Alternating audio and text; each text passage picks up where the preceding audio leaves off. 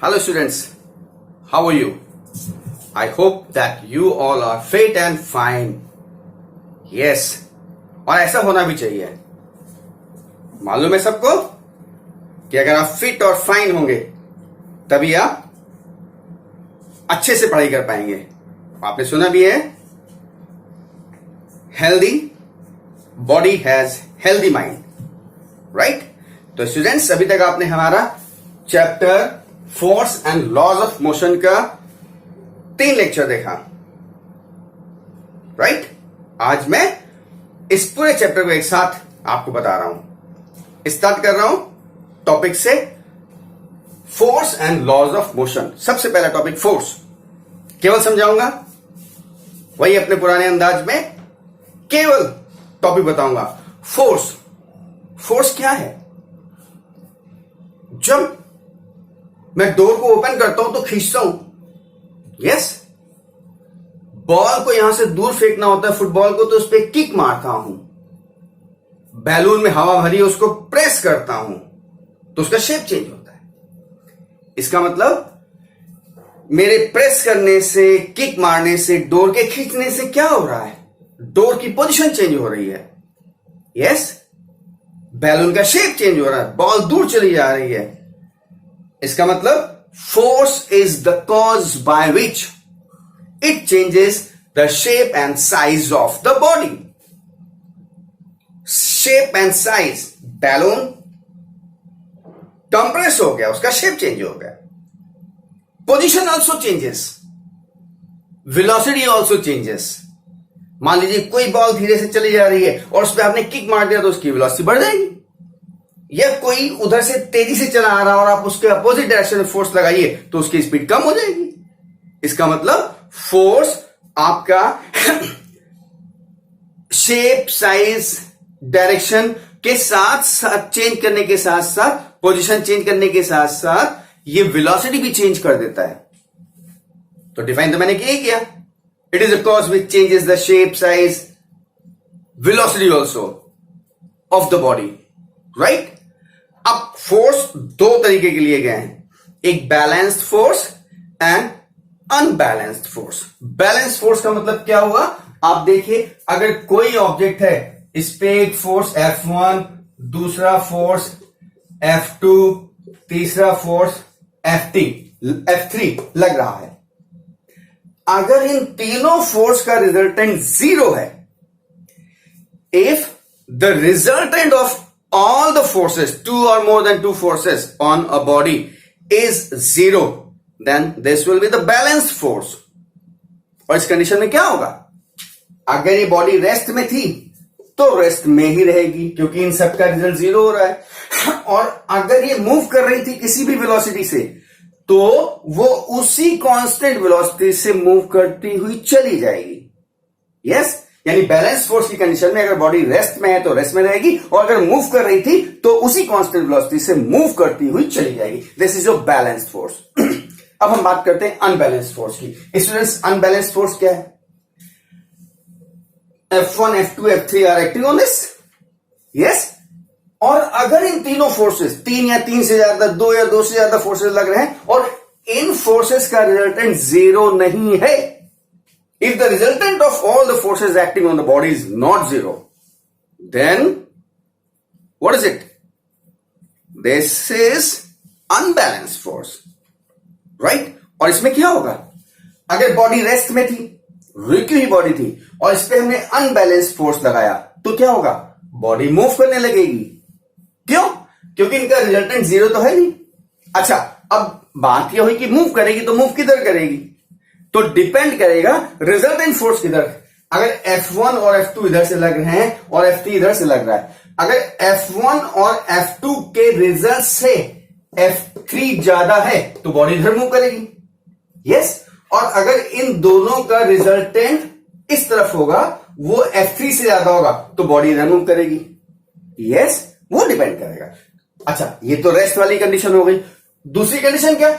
अगर मूव कर रही थी बॉडी तो क्या होगा? क्या उसी कांस्टेंट वेलोसिटी से मूव करेगी? नो, वो केवल बैलेंस फोर्स की कंडीशन में होगा. और अनबैलेंस फोर्स की कंडीशन में बॉडी जो मूव कर रही थी उसकी वेलोसिटी या तो बढ़ सकती है या घट सकती है, राइट? तो this is the example of unbalanced force. मुझे लगता है यहां तक पूरा कॉन्सेप्ट समझ में आ गया होगा कि अनबैलेंस्ड फोर्स में रेस्ट वाली बॉडी मूव करने लगेगी और मूव करने वाली बॉडी की वेलोसिटी या तो बढ़ जाएगी या घट जाएगी। Yes, right. ये तो हो गया हमारा फोर्स। अब हम लॉज ऑफ मोशन की बात करें तो सबको मालूम होगा साइंटिस्ट न्यूटन, और उन्होंने 3 लॉज दिए। क्या थे लॉज ये? फर्स्ट लॉ, जिसको हम लोग लॉ ऑफ इनर्शिया भी कहते हैं। क्या? मैं रुका हूं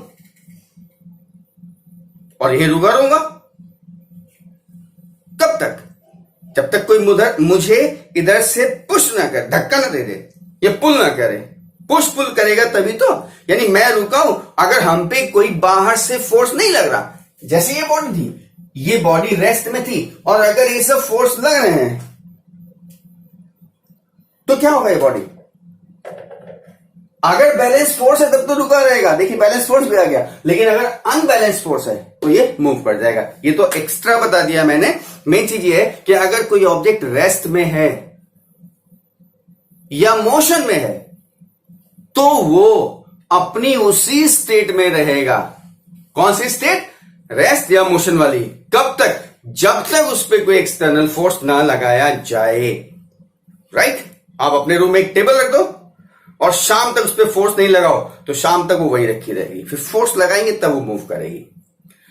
और इसी बात पे 2 स्टेट बताई गई हैं, state of rest and state of motion. State of rest क्या है? अगर कोई बॉडी रेस्ट में है, यानी उसकी पोजीशन चेंज नहीं हो रही किसी दूसरे बॉडी के रेस्पेक्ट में, तो स्टेट ऑफ रेस्ट हो गया। और स्टेट ऑफ मोशन क्या है? कि अगर किसी बॉडी की पोजीशन दूसरे बॉडी के रेस्पेक्ट में चेंज हो रही है तो ये हो गया स्टेट ऑफ मोशन, राइट? अब इसी बेसिस पर inertia of rest, inertia of motion बताया गया। इनर्शिया ऑफ रेस्ट क्या है? कि अगर कोई बॉडी रेस्ट में है तो वो रेस्ट में ही रहेगी जब तक उस पर कोई एक्सटर्नल फोर्स ना लगाएं। तो this is the inertia of rest. Inertia of motion क्या है? अगर कोई बॉडी मोशन में है तो वो मोशन में ही रहेगी जब तक उस पर कोई एक्सटर्नल फोर्स ना लगाया जाए। ये हो गया इनर्शिया ऑफ मोशन। और दोनों को कंबाइन करके रूल दिया गया, जिसे लॉ ऑफ इनर्शिया भी कहते हैं और न्यूटन फर्स्ट लॉ भी कहते हैं, कि if anybody is in the state of rest और in the state of motion, it will remain in it until or unless external force is applied. Clear? Yes. अब आप देखिए इसके example क्या है। मुझे समझिए, मैं बाइक पे पीछे बैठा हूं, रेस्ट में हूं ना। अब कोई आगे से बाइक चला देता है, एकदम से एक्सेलरेट करता है, तो बाइक तो भागेगी। तो मेरा पोर्शन बाइक के जो कांटेक्ट में बाइक के साथ आके भागेगा, लेकिन अपर पोर्शन जो रेस्ट में था वो रेस्ट में ही रहना मांगता है ना, और हम पीछे क्यों गिर जाएंगे? Inertia of rest. ठीक।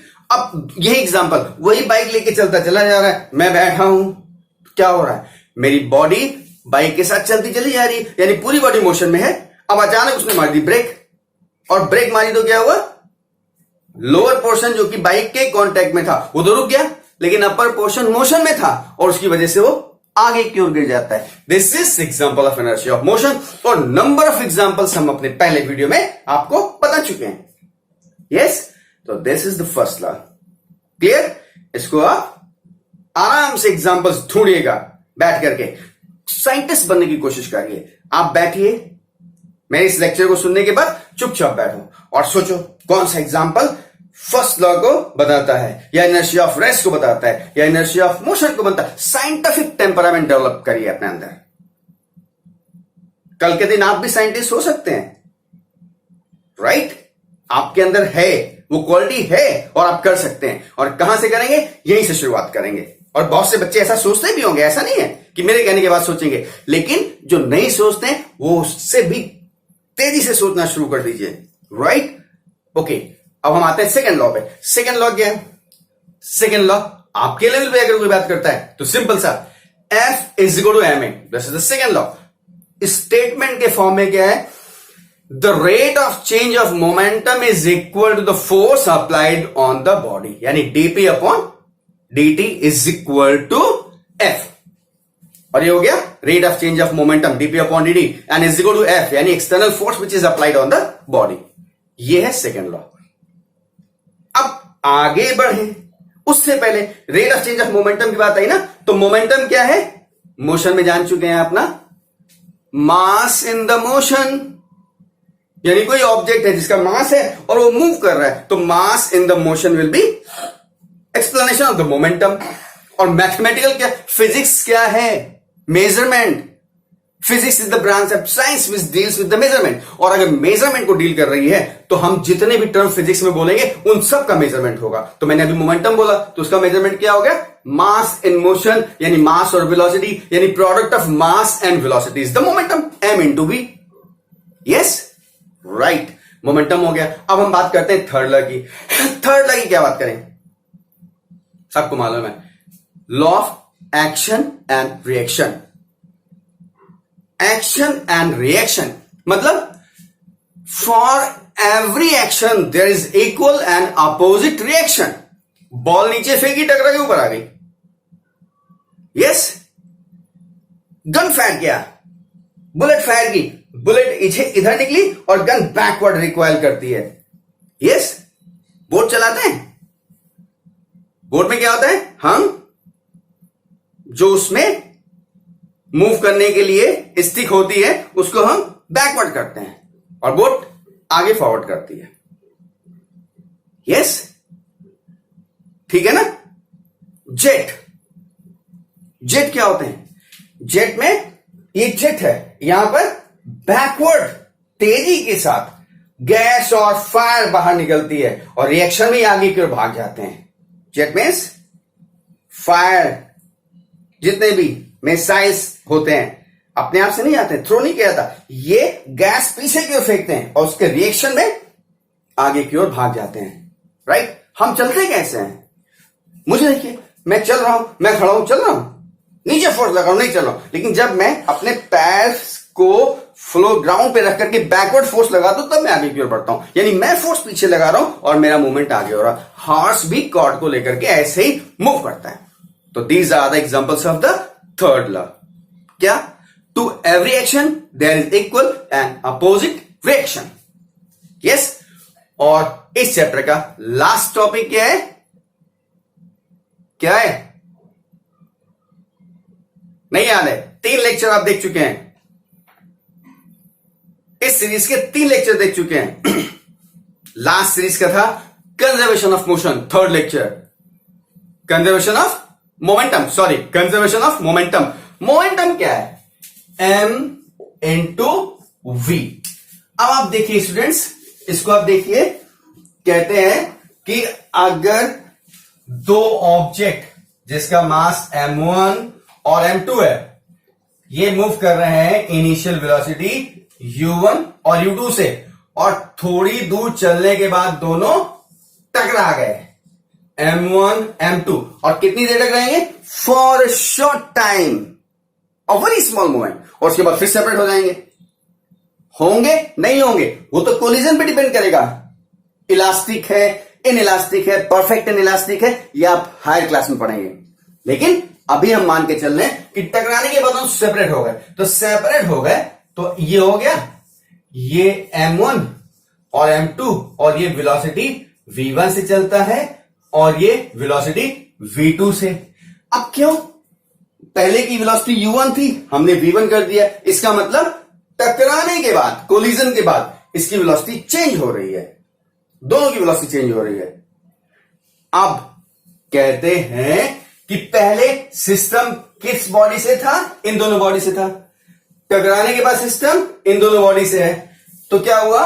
Before collision m1 u1 plus m2 u2, यानी इसका मोमेंटम और इसका मोमेंटम का सम बिफोर द कोलिजन, और after collision m1 v1 plus m2 v2, after collision momentum का सम, और दोनों का सम बराबर होता है। And this is the law of conservation of momentum. बहुत से एग्जांपल हमने अपने उसमें भी दिए थे। 2 बॉडी चली जा रही, टकराती है, टकराने के बाद सेपरेट हो जाती है, तो पहले की बॉडी ये रहती, दूसरे की बॉडी की वेलोसिटी क्या होगी, v2।